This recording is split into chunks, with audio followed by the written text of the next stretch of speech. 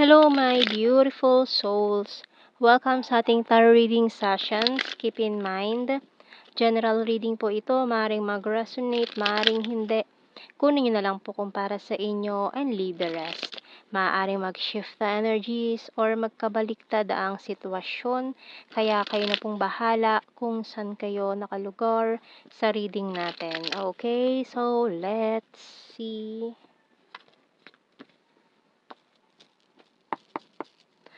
First card, wow, 10 of Cups and the 8 of Swords.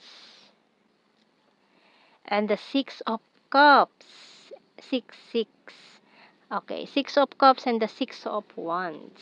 And the 2 of Pentacles, Knight of Swords, the Moon, and the Fool. Oh, the Moon and the Fool. With the 2 of Pentacles natin, ha, nako, yan na naman tayo sa mga juggling energy natin dyan. So, maaaring itong taong ito na who's juggling before, binitawan ka, ngayon namimiss ka naman. So, we have here the 5 of Wands bottom card. So, ang dahilan nito kung bakit siya umiwas sa'yo dahil marami kayong conflict, hindi kayo magkasundon dalawa. Ay, mga simpleng bagay, hindi kayo magkasundon dalawa. Kaya feeling niya, you're not compatible. Kaya ang nangyari, iniwasan ka nitong taong to.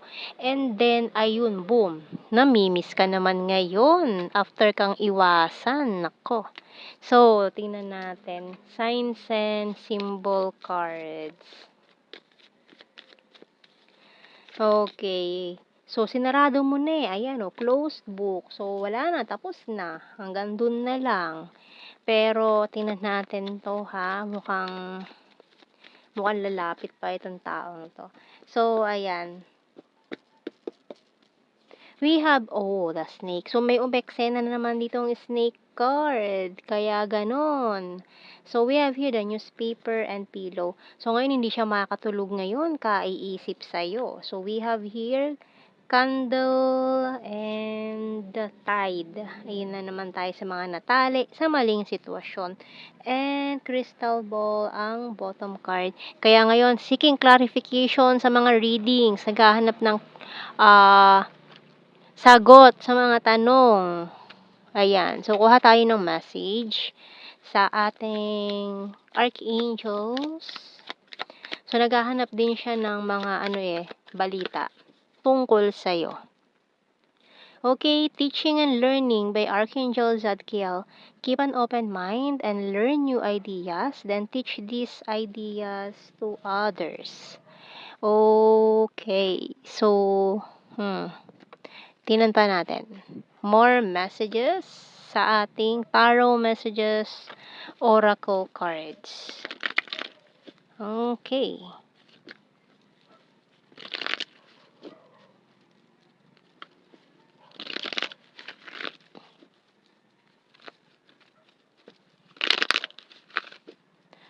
Okay, first card, we have I hate my pride and ego. So, yan, ang isa sa mga naging hadlang. And I have multiple opportunities. Ito pa, maring may mas inuna daw siya noon na opportunity. Kaya siya umiwas sa'yo kasi maring sinasabi niya, hindi pa ako ready sa commitment. Pwede niyan dahilan, I will start to save money. So, kailangan niya muna daw mag-ipon. And can we start again? So, ngayon mukha nga magpaparamdam ulit yung taon to sa'yo para sabi niya, ready na ako mag-commit sa'yo. Ganon. And, my intuition choose you daw. Oh. So, ngayon parang sinasabi niya rito na, sinasabi ng intuition ko na ikaw ang piliin ko ngayon eh. So, nakaipon na ako or pwede na ako mag-commit ngayon. Ready na ako for commitment. Mga ganyan. So, can we talk? Ayan. Mag-uusap talaga kayo nitong taong ito. And moving forward, so for some of you, kung kailang moving forward ka na, looking forward ka na for a new beginning, saka naman ulit magpaparamdam to. Feeling betrayed and I want to protect you. So, mukhang may mga tao din na gustong sumabotahe. Yan, sa'yo or sa connection na ito. May mga taong ayaw magkaroon kayo ulit ng conversation or reconciliation. Ganyan. So, may mga hahadlang pa dyan. Kuha tayo ng more messages natin. I'm becoming a better person. We both know I'm not the one for you. I love you unconditionally. I want to be more than friends. So, may na-friend zone pala. No, kaya umiwas, may na-friend zone. Sometimes I stay awake thinking about you. I couldn't let you get close to me and I can't stop thinking about you and you came closer than anyone.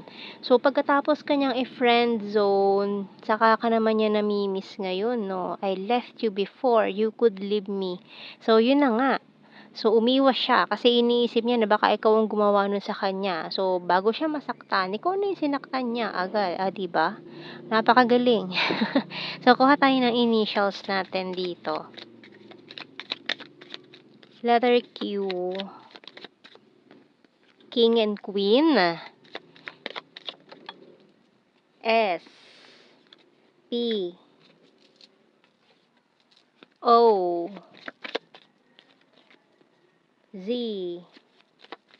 Zoskodai. J. U. W. I. N. Bottom card. So, kuha tayo sa blue card. We have here addictions. Manipulation. Ako po. And past life lover. Ayan. So, may mga manipulative persons din dito. Ayan, mga obsession energy dyan. So, maaaring may person pa na obsess dito sa taon to na pilit kayong pinaghihiwalay. Kaya, hindi niya magawang lumapit pa sa'yo kahit namimiss ka niya. Ayan. So, yung iba kasi focus lang sa goals sa promotion. Kaya parang dead man na lang dito sa taong to, ganyan. So, mukhang may iba kayong focus sa ngayon. So, tingnan natin general signs and messages natin. So, we have here neighbor. High expectations. So, mga keywords na lang to. Hindi natin kailangan i-explain more. Mindanao. Gorgeous. Killer smile. Sarcastic. March. Flirtatious. Ayan, no? Kasi parang nag-explore pa ito hindi pa siya kumbaga nung mga panahong yun they are not ready. So gusto niya pa mag-explore, gusto niya pa maghanap ng other options para mas maraming option, mas maganda, mas the best yung mapipili niya, ganon.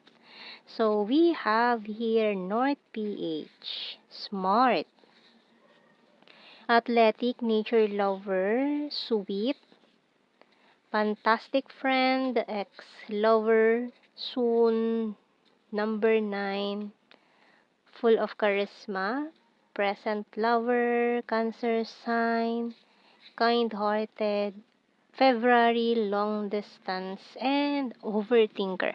So, nag-overthink ng malala itong taong to ngayon. Nag-iisip ng paraan or kung ano man tong minamanifest niya, ino-overthink niya, gabi-gabi yan. So, lagi ka pa rin niya iniisip, no? So, yan ang ating reading, my beautiful souls. Thank you for watching. Take care and God bless.